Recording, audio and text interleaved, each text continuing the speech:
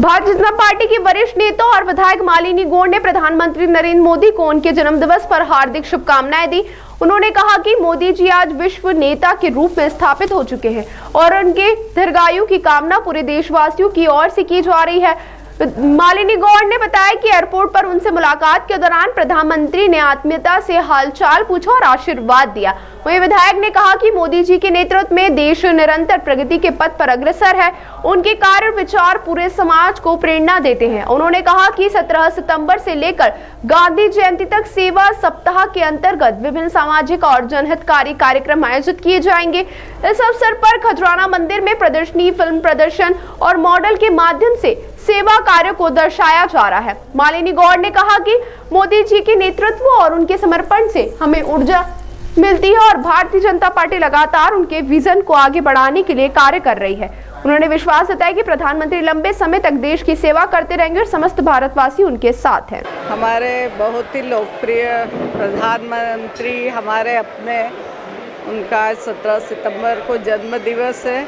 मैं उनके दीर्घायु होने की कामना करती हूँ और वो हम सबको आशीर्वाद देते रहे और ये सबसे बड़े विश्व के नेता बने हैं।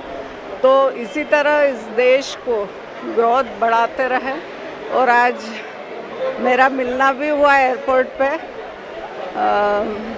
उन्होंने पूछा भी कैसी हो, तो उनका आशीर्वाद सदा ही रहा है और सभी लोगों पे रहा। और जिस तरह से वे काम कर रहे हैं, उनको लंबे समय तक काम करना है। तो सभी की शुभकामनाएं, पूरे देश की शुभकामनाएं उनके साथ है।